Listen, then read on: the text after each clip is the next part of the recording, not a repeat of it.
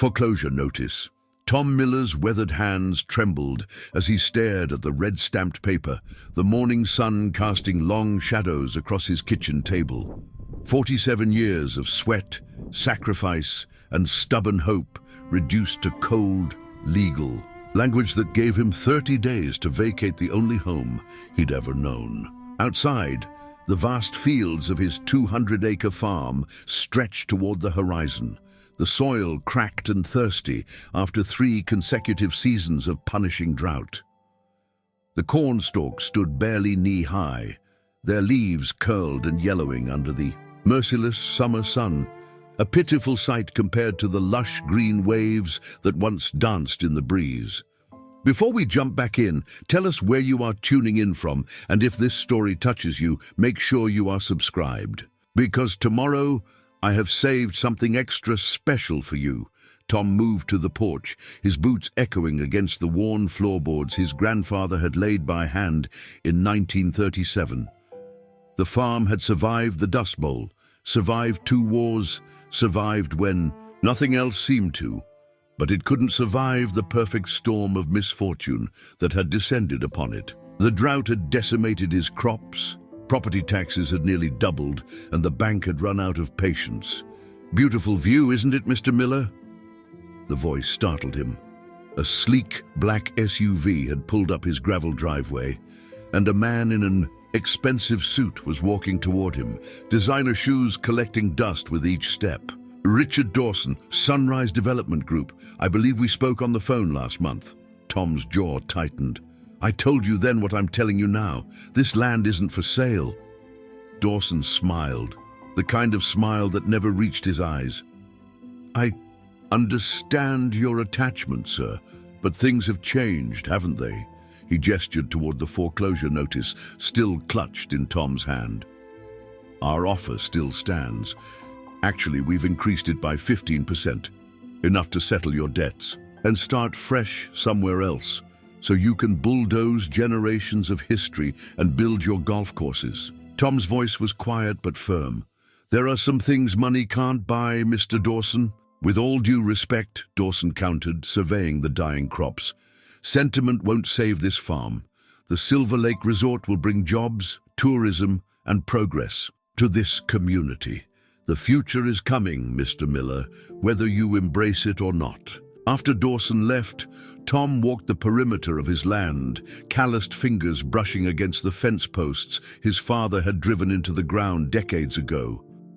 The neighboring farms had already surrendered, one by one, unable to compete with corporate agriculture and changing times. His was the last holdout, an island of resistance in a sea of inevitable change. In the distance, he could see the town where 4 generations of millers had sold their crops and bought their supplies. It too was transforming.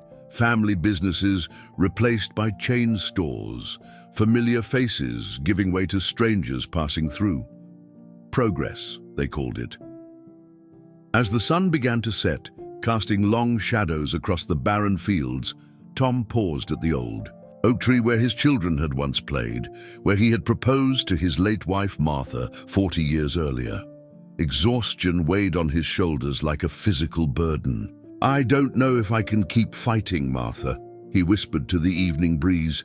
But as darkness fell across the struggling farm, Tom Miller straightened his back and turned toward the house, determination hardening in his eyes.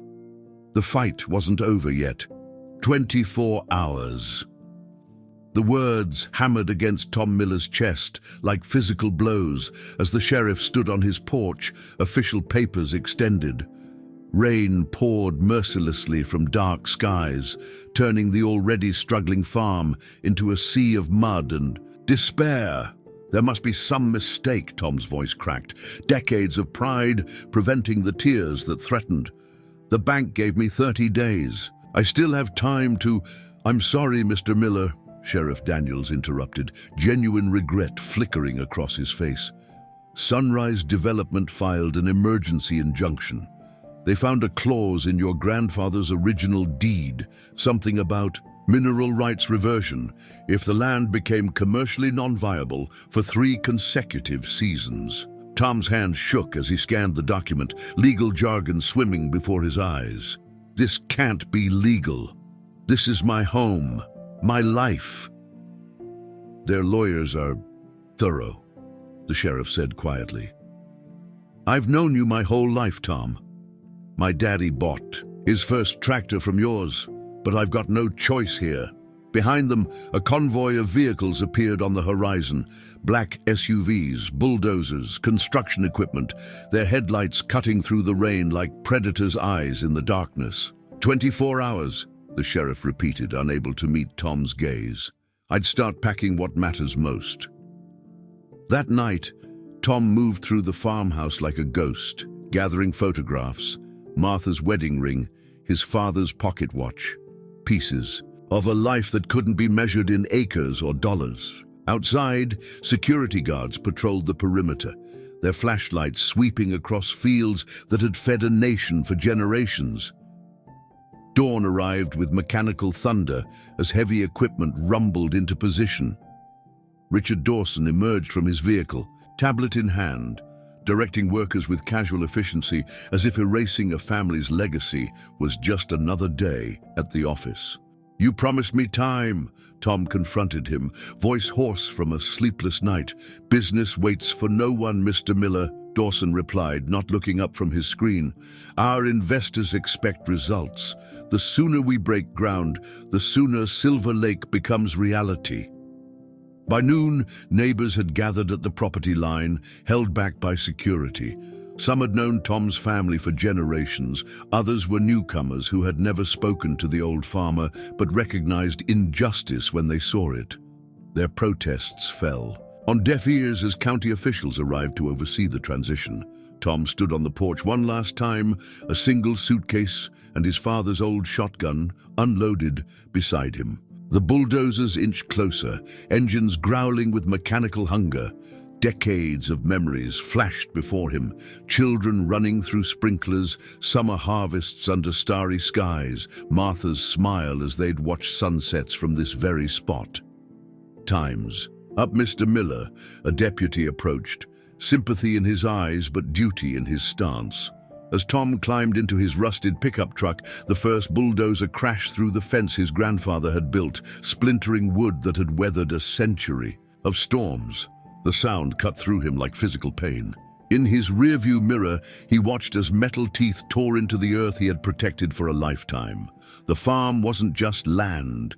It was his anchor in a world that no longer seemed to value what he had spent his life building. And now, like so, many before him, Tom Miller had become a man without roots, cast adrift by forces too powerful and too wealthy to fight. Sunset shadows stretched across the broken earth like fingers reaching for something lost. Tom Miller stood at the edge of what had been his property line for 5 decades, watching as workers erected temporary fencing around the demolition zone. The farm would be gone by morning, transformed into nothing but blueprints and promise. Sir, you really shouldn't be here.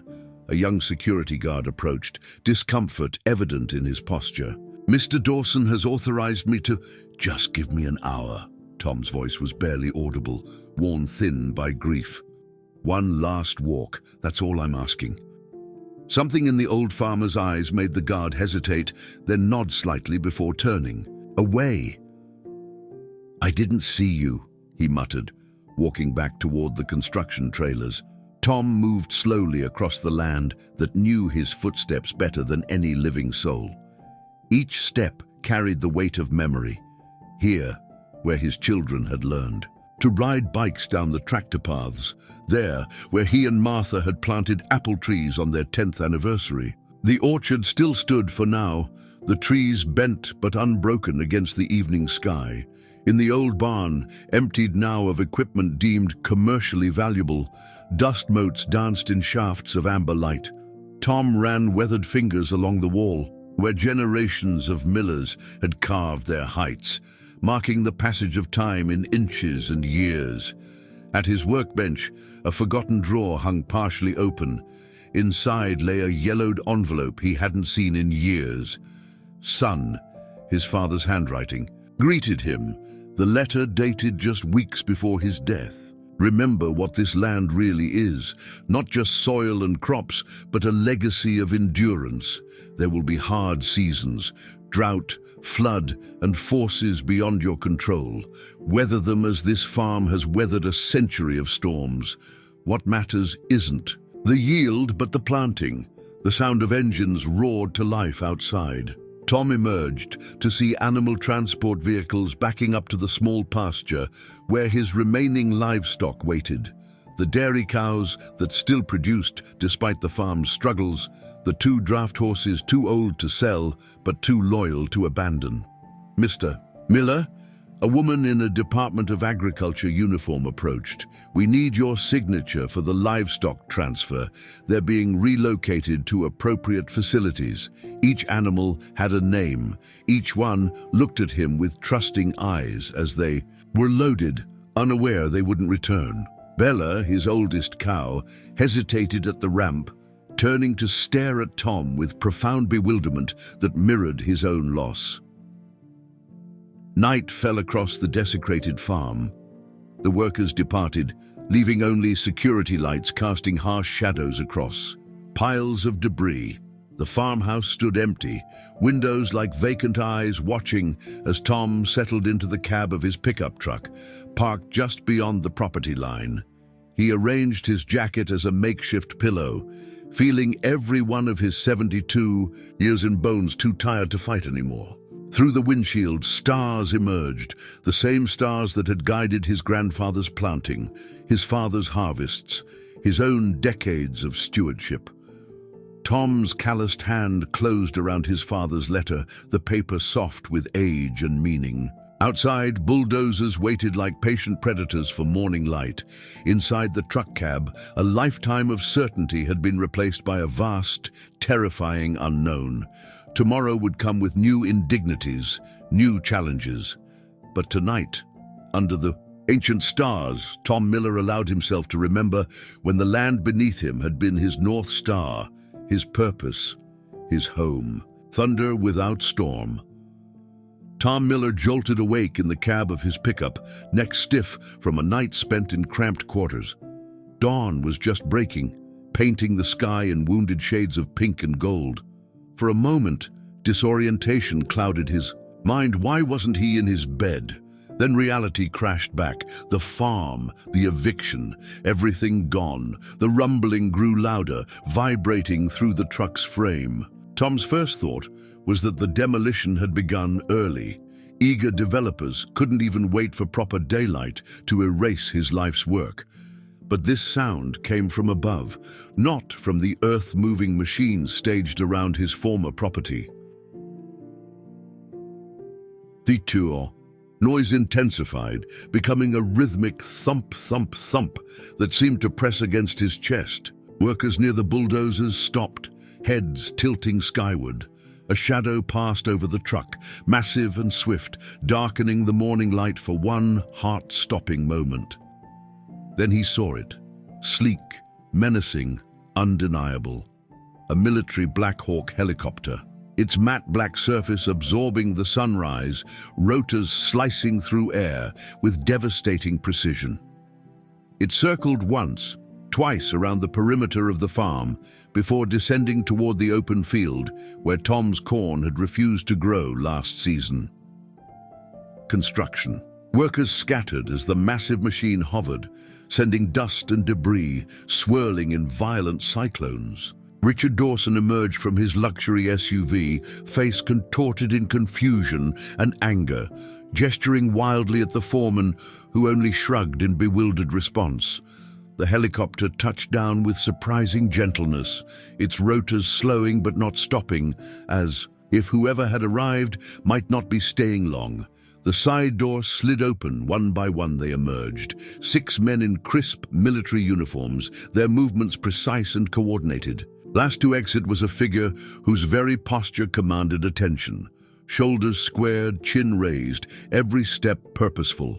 The insignia on his uniform caught the morning light, announcing his authority without a single word being spoken. "Stop. Those machines!"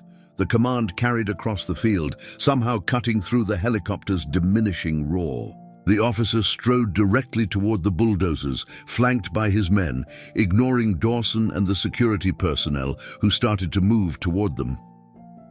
Tom stepped out of his truck, drawn forward by a force he couldn't name. The scene before him felt unreal, like something from a dream where the rules of the waking world no longer applied. Sunrise development workers froze in confusion, looking from the soldiers to their supervisors, waiting for direction. Dawson pushed past his assistant, intercepting the officer with a professional smile that didn't reach his eyes. "This is a private construction site. You have no jurisdiction here. I'll need to see some authorization before—" The officer didn't break stride, didn't even acknowledge Dawson's words. His eyes scanned the property until they found Tom standing at the edge of the field, disheveled from his night in the truck. "Mr. Thomas Miller?" the officer called out, changing direction to move directly toward him. Tom nodded, words failing him completely. Behind the officer, Dawson's face flushed crimson. Security guards hesitated, awaiting instruction. Bulldozer. Engines idled, then fell silent one by one as operators shut them down. The officer stopped before Tom, his posture softening slightly as he extended his hand. "Colonel James Harrington, United States Army Corps of Engineers. We need to talk about your farm, sir." Around them, the world seemed to hold its breath. The helicopter's rotors slowed to a whisper. Workers and executives alike stood frozen in tableau. And in the middle of it all, Tom Miller, who just moments ago had nothing left to lose, suddenly found himself at the center of something he couldn't begin to understand. Classified secrets lay beneath weathered boots. Tom Miller stood frozen as Colonel Harrington motioned to his men, who immediately established a perimeter, politely but firmly moving construction workers and executives back from the farmhouse. "Mr. Miller," the colonel said, removing his cap in a gesture of respect, "I apologize for the dramatic entrance. I'm afraid we had no choice given the circumstances." Before Tom could respond, a taller figure emerged from the helicopter, a man whose posture and bearing commanded immediate attention. The soldiers straightened noticeably as he approached. "General David Reynolds, Joint Special Operations Command," the man said, extending his hand to Tom. His grip was firm, his eyes searching Tom's face as if looking for something familiar there. "Your father was Jacob Miller, correct?" Tom nodded, confusion etching deeper lines into his weathered face. "Yes, sir. But how would you—" "I never had the honor of meeting him personally," General Reynolds interrupted, "but his name appears in files very few people have access to." He gestured toward the farmhouse. "Perhaps we could speak privately." Richard Dawson stepped forward, tablet still clutched in his manicured hands. "Whatever this is about, General, Sunrise Development now legally controls this property. Any discussions regarding this land must include our legal team." The general's expression didn't change, but something in his eyes hardened. "Mr. Dawson, I'm initiating an immediate national security override on all development activities at these coordinates. Your legal rights to this property are temporarily suspended pending investigation under Article 7 of the Defense Production Act." Dawson's face drained of color. "You can't just—" "I just did," Reynolds replied evenly. "My aide will provide the paperwork. I suggest you contact your superiors." Inside the farmhouse, now eerily empty of furniture and memories, Reynolds spread a weathered map across the kitchen counter, a detailed survey of the Miller farm with markings Tom had never seen before. "In 1962, at the height of the Cold War, your father allowed the military to construct something beneath this farm," Reynolds began. "A hardened communication bunker designed to maintain government continuity in case of nuclear attack." Tom shook his head in disbelief. "That's impossible. My father would have told me." "He signed the most stringent non-disclosure agreement the Pentagon had ever drafted," Reynolds explained. "Breaching it would have meant treason. He protected you by keeping you in the dark." The general's finger traced a line across the map. stopping at a point near the old barn. The facility was decommissioned in 1988, sealed and buried. We thought it was obsolete until last week. What happened last week? Tom asked, his world tilting further off its axis.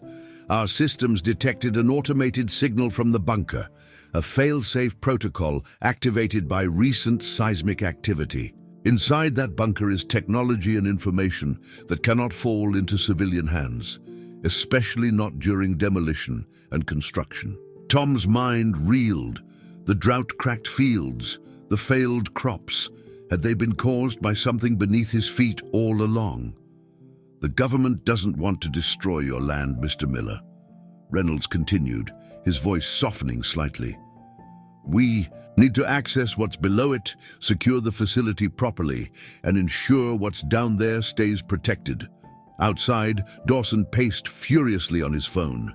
The bulldozers sat silent, engines cooling in the morning sun. And beneath it all, beneath the soil Tom had worked his entire life, lay secrets his father had carried to his grave. So what happens now? Tom asked, feeling untethered from everything he thought he knew.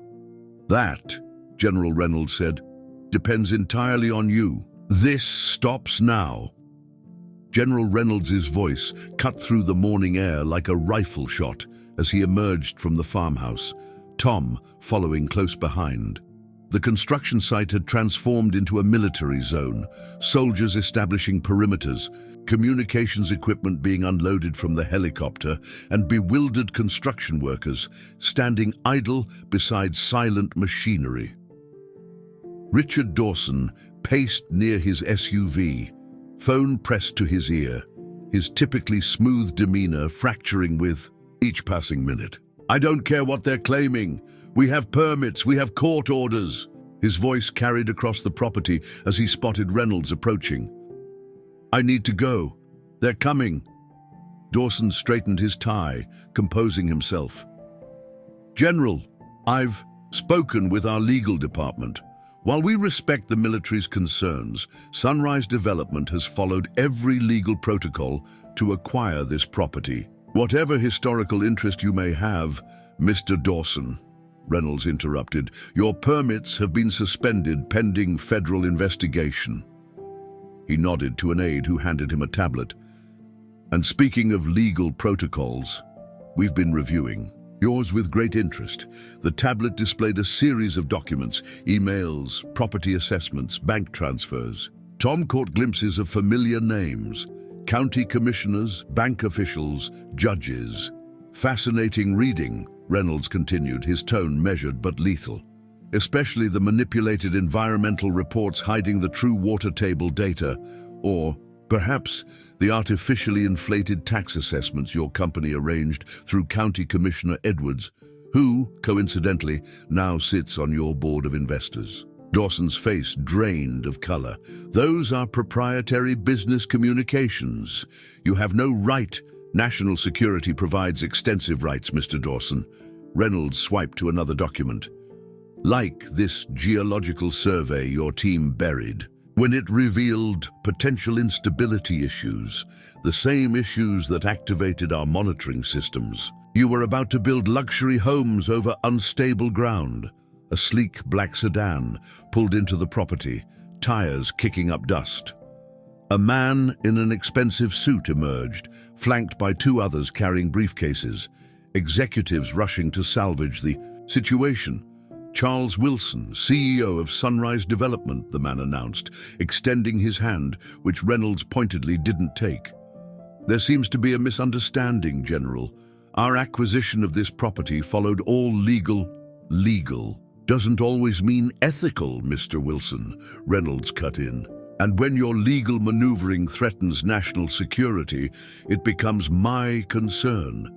He gestured toward the farm. This property contains sensitive military infrastructure that your geological surveys discovered, but deliberately concealed from public record. Wilson's confident smile faltered. We had no idea. Your head geologist sent you 3 separate emails detailing anomalous underground structures, Reynolds stated flatly. Emails you forwarded to your legal team with instructions to, quote, Bury this deeper than whatever's down there, unquote. Tom watched in stunned silence as the narrative of his loss rewrote itself before his eyes.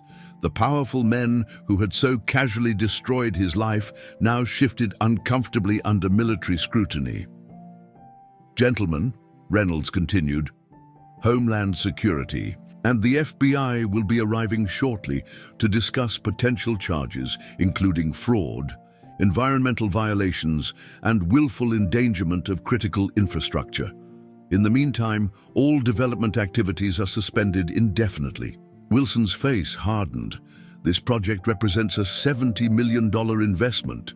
You can't just—" "I can, and I have," Reynolds replied, his tone leaving no room for debate. "Your equipment will be escorted off this property immediately." As the executives huddled in urgent consultation, Tom Miller stood straighter than he had in months. The farm that had been taken from him now swarmed with soldiers protecting it. The men who had engineered his downfall now faced their own. Justice had arrived from the sky, wearing stars on its shoulders. Hidden truths revealed. The old barn, the one structure the developers hadn't yet touched, stood silently as soldiers removed decades of equipment and hay bales from its eastern corner. Tom Miller watched in disbelief as they exposed a concrete floor beneath layers of packed earth and straw. "Your father was meticulous about maintaining this cover," General Reynolds explained, standing beside Tom as specialists worked to unseal what appeared to be an ordinary drainage system. "For 30 years, he ensured no one would accidentally discover what lies beneath." A soldier turned a hidden mechanism, and the concrete slab shuddered, then began to retract, revealing a steel hatch with faded military markings. Dust and the smell of sealed air escaped as it opened for the first time in decades. "After you, Mr. Miller." Reynolds gestured toward the narrow staircase that descended into darkness.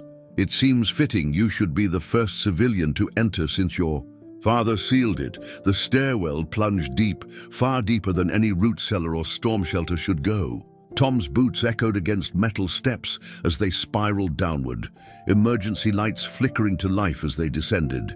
At the bottom, another heavy door awaited, this one secured with an antiquated keypad. November, Echo, Victor, Echo, Romeo 472. Reynolds recited as a technician punched in the code.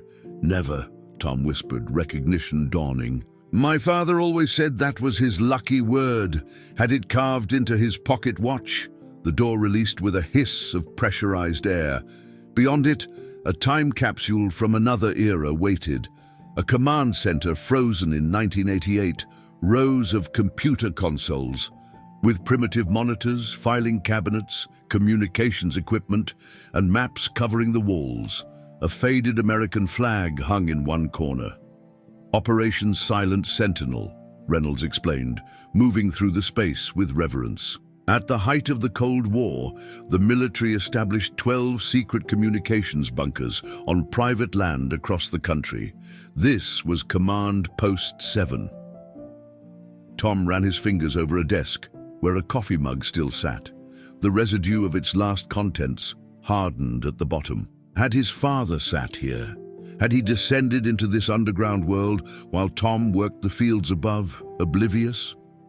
"Why my father? Why our farm?" Tom asked, overwhelmed by the scale of the secret beneath his feet. Reynolds opened a drawer and removed a yellowed personnel file, handing it to Tom.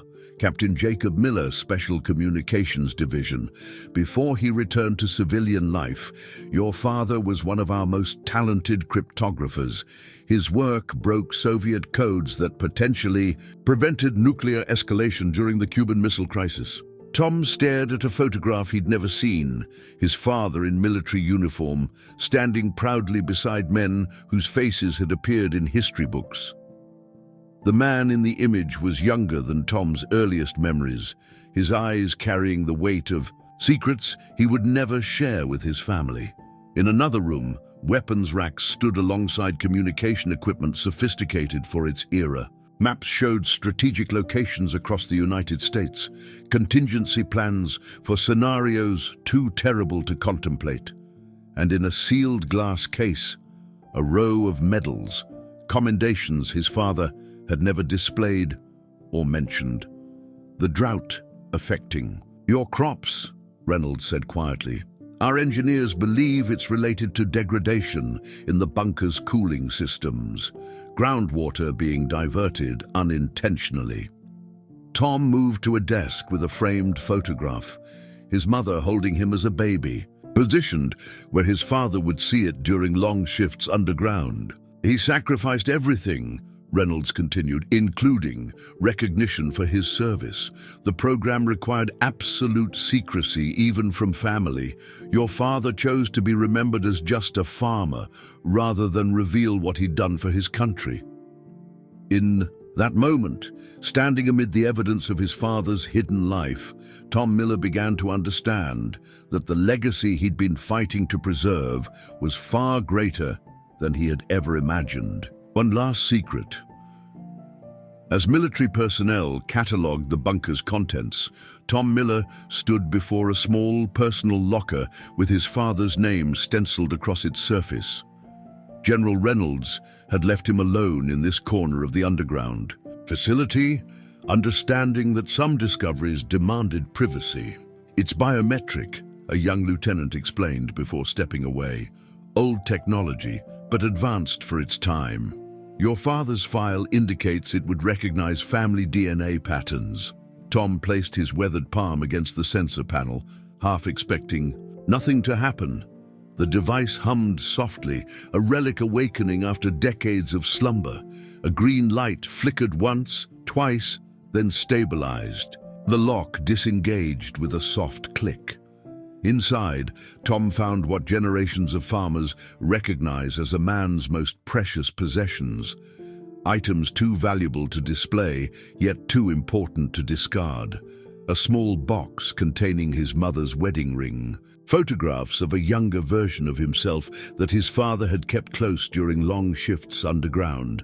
And beneath it all, a sealed envelope with a single word written in his father's distinctive handwriting, "Son." Tom's hands trembled as he broke the seal, unfolding pages preserved in the bunker's controlled atmosphere for decades. The letter began without preamble, as direct as the man who wrote it. "If you're reading this, I'm gone, and the Silent Sentinel program has been compromised. The military would only bring you here if they had no choice. There are things about our land, our family, I could never tell you while alive." Tom lowered himself onto a nearby chair, the weight of revelation heavier than any harvest he'd ever carried. Before this was farmland, it was a training ground. During World War II, the government used our remote location to prepare operatives for missions behind enemy lines. Your grandfather didn't just sell the land to me. It was entrusted to our family because we had already proven our loyalty to this country across 2 generations.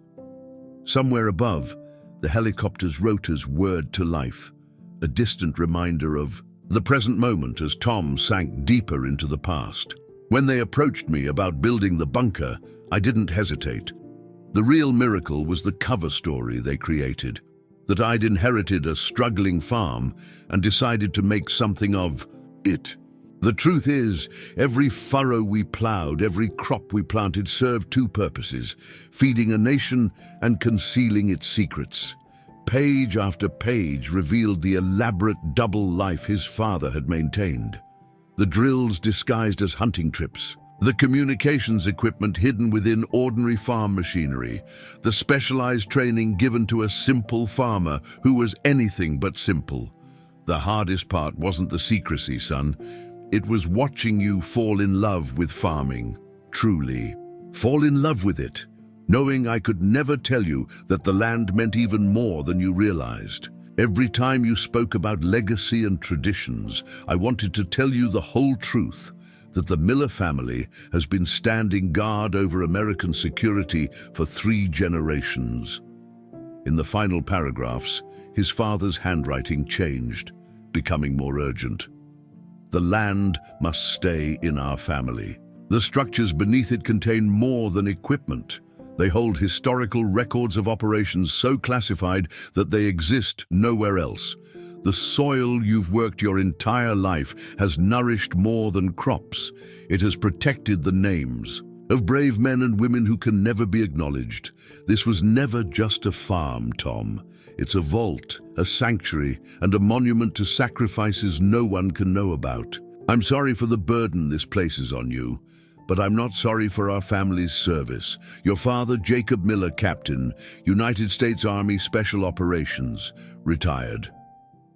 Tom folded the letter carefully, understanding at last why his father had seemed to carry the weight of the world on his shoulders. It hadn't been just their family farm he was protecting. It had been his country's secrets, buried like precious seeds in the soil they called home. Crossroads of destiny. The farmhouse kitchen, empty just yesterday of furniture and memories, had been transformed overnight. Military personnel had brought in a folding table, chairs, and equipment that hummed with quiet efficiency. Outside, the developers' vehicles had been replaced by government SUVs and military trucks. The bulldozers stood abandoned at the property's edge, like defeated invaders forced into retreat. Tom Miller sat across from General Reynolds, his father's letter carefully folded in his shirt pocket, its weight pressing against his heart. Between them lay a leather portfolio stamped with official seals. "Mr. Miller," Reynolds began, his tone shifting from military authority to something more personal, "what we discovered beneath your farm exceeds our initial expectations. The communications equipment was just the surface layer. Your father was custodian to one of the most comprehensive archives of Cold War intelligence ever assembled." The general opened the portfolio, revealing documents bearing the presidential seal. "This land isn't just strategically important, it's historically invaluable, which brings me to why we're sitting here today." Tom braced himself. In his experience, men of power only spoke this way when they wanted something you weren't prepared to give. The United States government would like to present you with two options. Reynolds slid the first document forward. Option 1, full financial compensation for your property at triple its market value, plus reparations for the hardship you've endured. You would relocate, sign non-disclosure agreements, and the military would assume control of this site permanently. Some on the paper made Tom's breath catch. Enough money to buy a new farm twice the size, enough security to never worry about droughts or taxes again. He could start fresh, unburdened by struggle. "And option 2? Tom asked, his voice steadier than he expected. Reynolds nodded to an aide who unrolled architectural plans across the table. "A partnership. You retain ownership of the surface land, the farm itself. The government secures access to the bunker and establishes a small, discreet monitoring station. In exchange, we provide financial support to restore your farm to full productivity, including advanced irrigation systems to counteract the groundwater issues." The plans showed his farmhouse rebuilt, fields restored, even the old barn preserved but modernized. A modest facility near the bunker entrance would be the only visible sign of military presence. "Additionally," Reynolds continued, "we would officially recognize your father's service. His name would be added to memorials where it belongs, and your family would receive the benefits and recognition that secrecy denied you for decades." Tom studied the general's face, looking for the catch, the hidden cost that always came with deals too good to believe. "Why offer me a choice at all? You have the authority to take this land because your father didn't just follow orders, Mr. Miller. He believed in what he was protecting." Reynolds tapped the architectural plans. "And because a cover story works, best when it's authentic. A working farm operated by the son of a hero. That's not a cover story. That's American history worth preserving." Outside the window, Tom could see the fields that had broken his heart with their stubborn barrenness. Now he understood why the crops had failed, and that they could thrive again with the right knowledge, the right support. "You don't have to decide immediately," Reynolds said, rising from his chair. Take 24 hours. Consider what your father would have wanted. As the general stepped outside to consult with his team, Tom remained at the table, his calloused farmer's hands resting on two very different futures. The money offered the peace he'd craved during those desperate months of fighting the bank. And developers, the partnership offered something he'd thought forever lost, the chance to continue his family's true legacy, both seen and unseen. The choice, for the first time in too long, was entirely his. Justice arrives at dawn. The early morning sun cast long shadows across Tom Miller's farm as a convoy of black SUVs and police vehicles rolled up the gravel driveway. From his porch, the same porch where he'd received the eviction notice that had shattered his world, Tom watched as federal agents in windbreakers, emblazoned with FBI, approached the temporary headquarters Sunrise Development had established at the edge of his property. "It's been a busy 24 hours, General Reynolds remarked, appearing beside Tom with two steaming mugs of coffee. "Our cybersecurity team worked through the night. The evidence on Sunrise's servers was substantial." Together, they watched as Charles Wilson, CEO of Sunrise Development, was escorted from his luxury trailer in handcuffs, his tailored suit incongruous against the restraints binding his wrists. Behind him, Richard Dawson and three other executives followed in similar fashion, faces pale with the sudden realization that money couldn't shield them from everything. Fraud, bribery, falsification of environmental impact studies, tax evasion, Reynolds listed calmly, sipping his coffee. And those are just the federal charges. The state prosecutor is preparing a separate case for water rights violations and endangered species habitat destruction. A female agent approached, carrying a thick folder stamped with federal seals. "General, these just arrived from the judge." She handed him the documents with a crisp nod. "Expedited ruling, as requested." Reynolds reviewed the paperwork, satisfaction, briefly softening his military bearing. He passed the folder to Tom. "As of 0600 hours this morning, the eviction order against you has been nullified. The court has determined that the acquisition of your property was predicated on fraudulent claims and illegal manipulation of property assessments." Tom's hands trembled slightly as he read the official language that restored his life with the same cold efficiency that had nearly destroyed it. "So it's mine again? Just like that? Your deed has been reinstated with additional protections," Reynolds explained. "No developer can force you out again, regardless of financial circumstances." The court was particularly disturbed by the evidence of targeted harassment your family faced. Across the property, Wilson spotted Tom watching from the porch.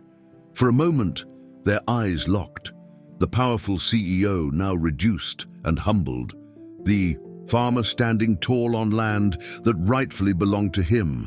Wilson looked away first as agents guided him into the waiting vehicle. "There will be a trial," Reynolds continued. "Your testimony would be valuable but not essential. The paper trail they left behind is damning enough." Tom nodded slowly, watching as the vehicles pulled away, carrying with them the men who had so casually destroyed his peace. The justice unfolding before him should have felt triumphant, vindicating. Instead, it felt strangely hollow. A victory that couldn't erase the nights spent in his truck, the tears shed as his animals were taken, the weight of despair he'd carried.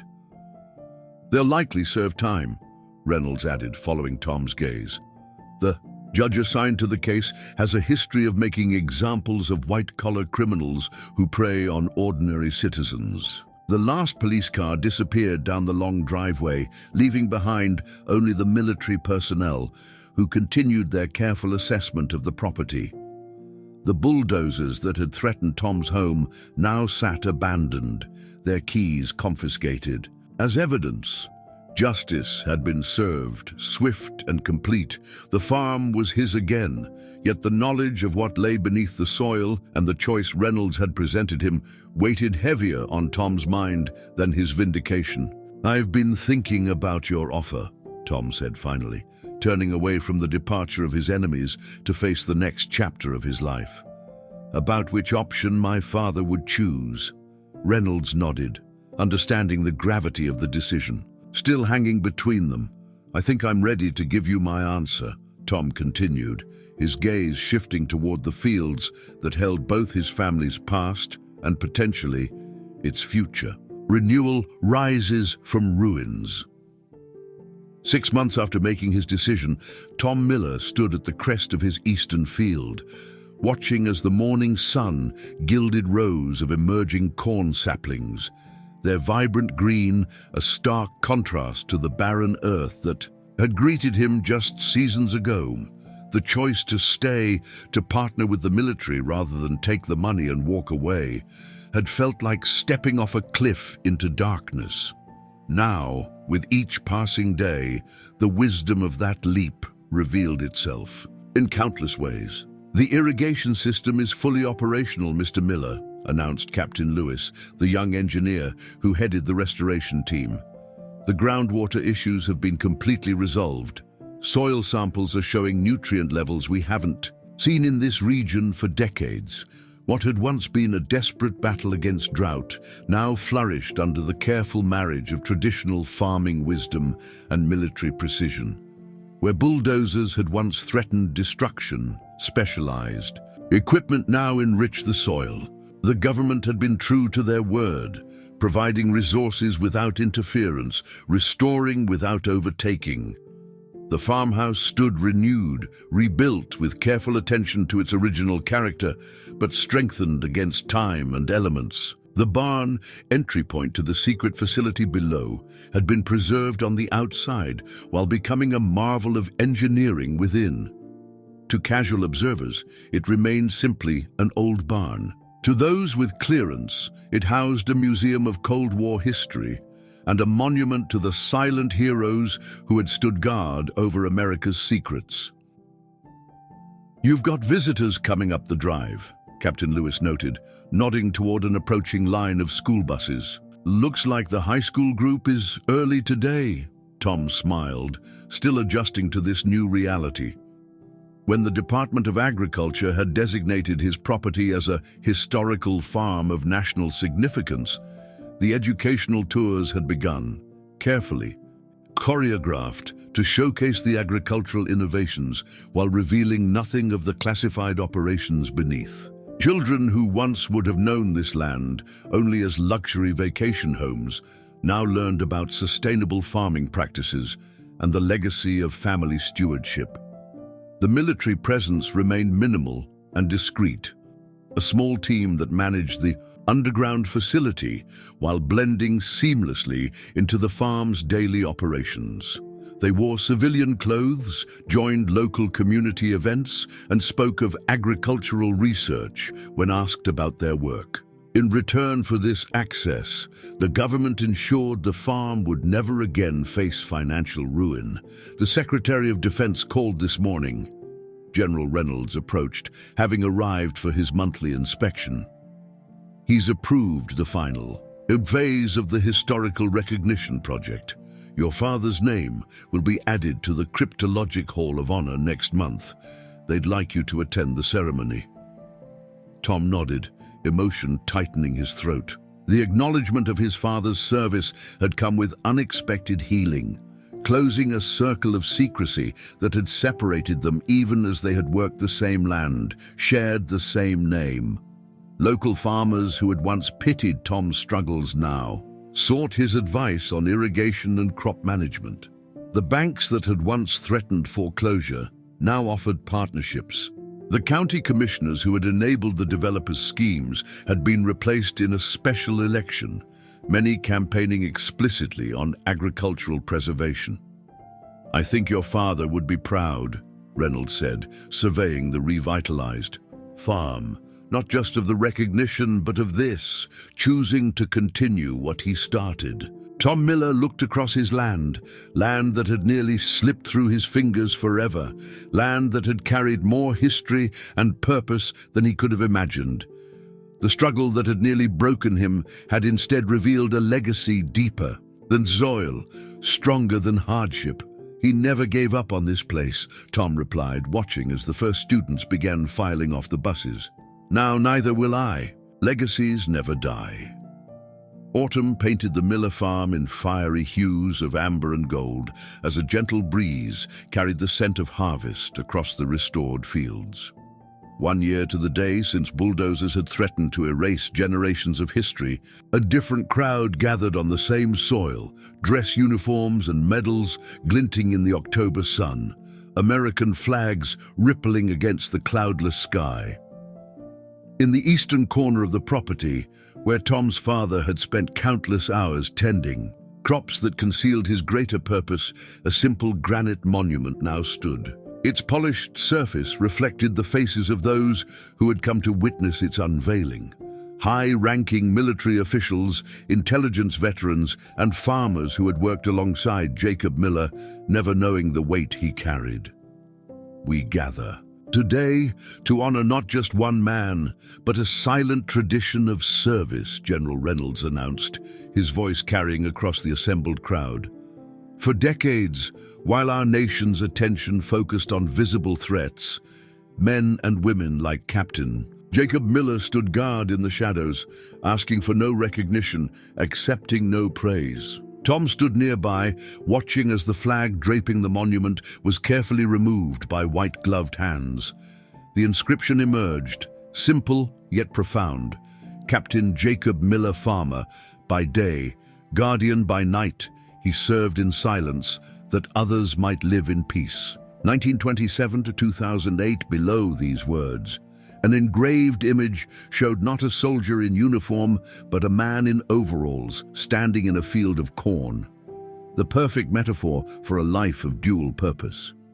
Your father understood something essential, whispered an elderly man who had approached Tom's side, his uniform decorated with medals from conflicts long past. That sometimes the greatest acts of patriotism are the ones no one ever sees or applauds. I served with him in '62, never knew he had this place, never knew he continued the mission long after the rest of us went home.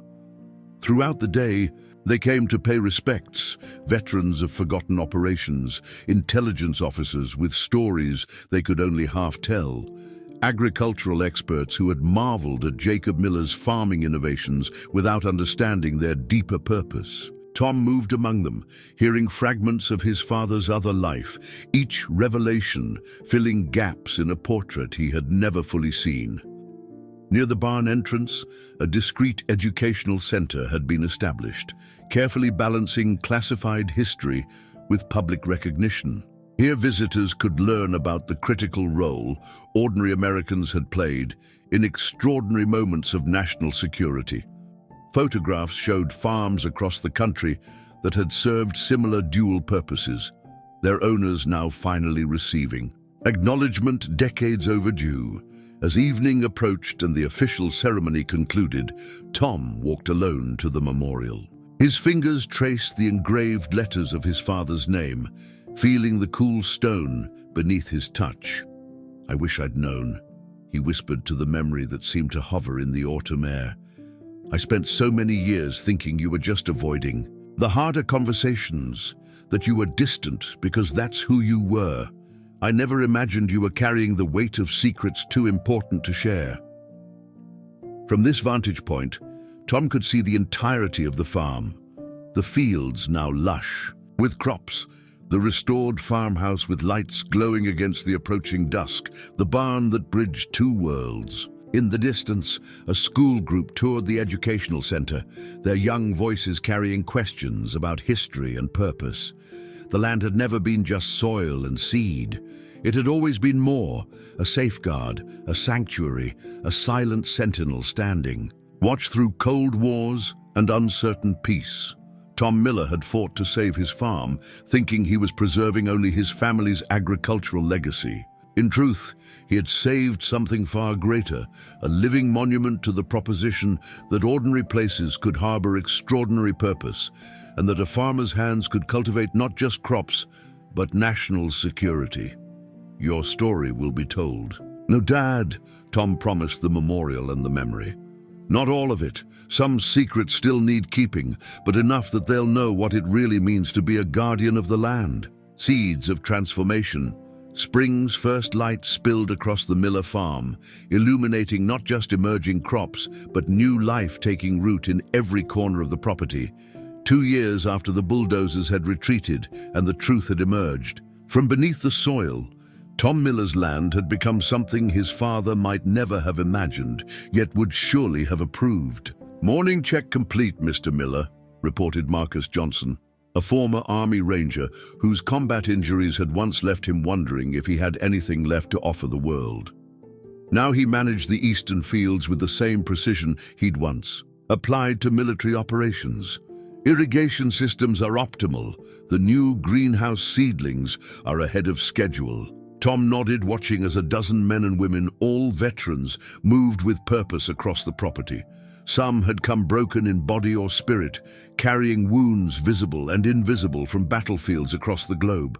Here, they found not just employment, but healing in the rhythm of agricultural life and the camaraderie of shared experience. "The school tour buses are confirmed for Thursday," added Sarah Williams, a former intelligence analyst who now coordinated the educational programs. "And the waiting list for the Veterans Housing Program has grown again. Word is spreading." What had begun as a simple offer to provide work for a few struggling veterans had blossomed into the Sentinel Agricultural Training Center, a place where those who had served their country could learn sustainable farming practices while finding their footing in civilian life. The old farm workers' cabins had been renovated and expanded, creating a small community on the property's western edge. Nearby, new greenhouses using advanced hydroponic systems produced crops year-round, ensuring the program's financial stability regardless of weather. In the distance, the discreet government facility still operated beneath the barn, its personnel now fully integrated into the farm's expanded mission. The synergy between military precision and agricultural tradition had created something unique, a model so successful that 3 neighboring farms had adopted similar programs. The township that had once approved the developers' plans without question now proudly promoted itself as home to an innovative veterans initiative. Local businesses offered discounts to program participants. Schools arranged regular visits. What had nearly been luxury vacation homes was instead becoming a cornerstone of community pride and purpose. The Department of Veterans Affairs called again, Tom mentioned, as he and Marcus walked toward the community center, a new building constructed where developers had once planned a golf clubhouse. "They want to use our model as a template for similar programs nationwide. They're offering additional funding if we'll help train other farmers to implement it." Inside the center, veterans gathered for morning briefings, some heading to agricultural training, others to therapy sessions designed specifically for those whose service had left lasting scars. The walls displayed photographs of successful graduates who had gone on to manage or own farms across the country, carrying forward both agricultural knowledge and a deeper understanding of land stewardship. Financial worries, once a constant companion through sleepless nights, had become a distant memory. The farm not only sustained itself, but generated enough revenue to continually expand its programs. Where Tom had once faced foreclosure notices and eviction threats, he now reviewed expansion plans and scholarship applications. "You know what today is?" asked Eleanor Pierce, an older veteran who had served during the same era as Tom's father. She becomes something of a surrogate mother to many in the program, her wisdom tempering youthful enthusiasm with hard-earned perspective. Tom nodded, emotion briefly tightening his throat. 2 years exactly since they tried to take it all away. Eleanor's weathered hand rested briefly on his shoulder. "Your father protected this land so others could live in peace. Now, you're using it to help those who did the same find their own peace. Seems fitting, doesn't it?" As the morning sun climbed higher, Tom Miller surveyed the buzzing activity across his property, no longer just his farm, but a living monument to service, recovery, and renewal. The land that had almost slipped through his fingers had found its highest purpose, not just growing crops, but growing hope. In saving his father's legacy, Tom had created his own. Heritage and hope converge. American flags lined the winding driveway leading to the Miller farm, their crisp colors standing out against the perfect blue of a summer sky. What had once been fallow fields now burst with life, golden wheat swaying. In gentle breezes, orchards heavy with ripening fruit, and gardens blooming in carefully tended rows. At the center of it all, a massive white tent had been erected, large enough to shelter the hundreds of guests arriving from across the country. "Are you ready for this?" asked Marcus, adjusting his tie, a rare departure from his usual work clothes. "Half the Pentagon is out there, not to mention 3 news vans." Tom Miller smoothed down the front of his dress shirt, nodding slowly. "It's time they all understood what happened here. Not just my story, all of our stories." 3 years to the day since bulldozers had threatened to tear down everything his family had built, Tom walked onto the stage beneath the tent. Before him sat an audience that would have once seemed impossible, military generals seated alongside, local farmers, government officials next to veterans in wheelchairs, news cameras capturing it all. The Heritage Harvest Festival had begun as a simple idea, a day to celebrate the farm's transformation, but had evolved into something far more profound. "Welcome to the Miller farm," Tom began, his voice carrying across the hushed crowd.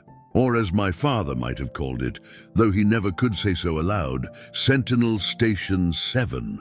For the next hour, speakers took the stage, each revealing another layer of the farm's remarkable story. General Reynolds recounted the Cold War history buried beneath the soil. Veterans from the training program shared how working the land had helped heal wounds medication couldn't touch.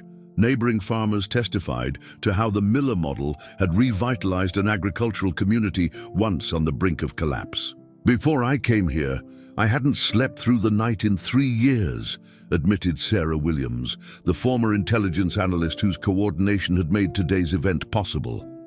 "Now I fall asleep to the sound of crickets instead of memories, and wake up knowing exactly why I'm getting out of bed." Camera crews moved through the crowd, capturing testimonials and touring the facilities.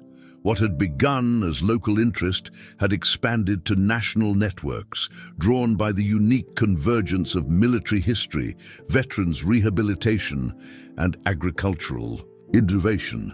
At midday, the governor took the stage, official proclamation in hand. "Today, it is my honor to officially designate the Miller Farm as a state historical landmark, ensuring its protection and recognition for generations to come." The audience rose in thunderous applause as Tom accepted the ceremonial plaque, emotion tightening his throat. Nearby, the memorial to his father gleamed in the summer sun, a silent witness to how completely the narrative had changed. As the formal ceremony concluded, guests spread across the property, touring the veterans' housing complex, the training facilities, and the discreet museum chronicling the farm's secret history. In the community center, a massive map displayed pins marking the locations where program graduates had established similar operations nationwide, each pin representing lives rebuilt and land reclaimed. Tom found a quiet moment away from the crowds, standing beside the old oak tree where his father had once taught him to check soil quality. From this vantage point, he could see the entire landscape of his life's work, no longer just a family legacy, but a national resource. "Mr. Miller?" A young reporter approached, notebook in hand. "Everyone's talking about how this place was saved, but I'm curious, when did you first realize the farm had become something bigger than just your property?" Tom smiled, considering the question. "It was never just my property," he replied, gaze sweeping across the bustling celebration. That's what I finally understood. This land always belonged to something greater. Whether it was protecting national secrets or healing those who protected us, I'm just the caretaker. As evening approached and lights began to illuminate the tent, veterans and farmers, officials and neighbors gathered together. Different worlds united by a shared understanding that the most valuable harvests aren't always the ones you can hold in your hands. Echoes across time. The envelope arrived on an ordinary Tuesday morning, its official military postmark and unfamiliar return address standing out among utility bills and agricultural catalogs. Tom Miller examined it curiously as he settled into his office chair, the window behind him framing a view of veterans harvesting the season's first crops. "Special delivery," explained Marcus, who had brought in the mail. "Courier said it came directly from Pentagon archives. Wouldn't leave until..." I signed 3 different forms. Inside the envelope, Tom found a brief handwritten note and a small protective case containing what appeared to be an ancient VHS tape. The note, written in precise military script, explained everything. "Mr. Miller, during the decommissioning of certain classified archives, this recording was discovered. Protocol required its destruction, but some rules deserve to be broken. I served with your father. He would want you to have this. Colonel James Westfield, Evicted Due." Tom stared at the tape, his heart suddenly racing. 4 years had passed since he'd discovered the truth about his father's service, yet the man himself remained something of an enigma, known now through official records and others' memories, but still elusive in the most personal ways. In the farm's small museum, an old VCR had been set up to play historical recordings for visitors.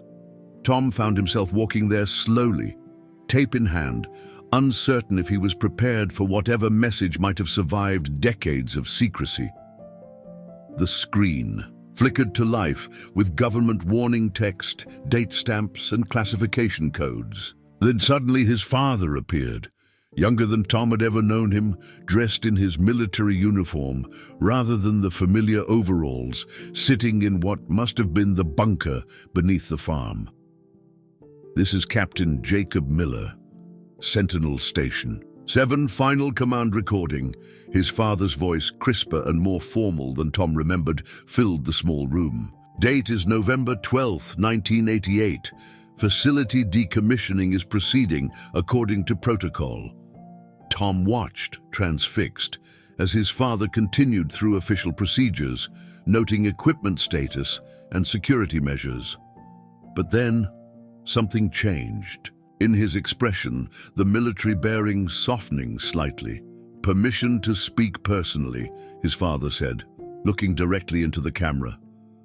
"I've served at this post for 26 years. What began as a duty became something more. My family has worked this land, not knowing what lies beneath their feet or the true purpose of our stewardship."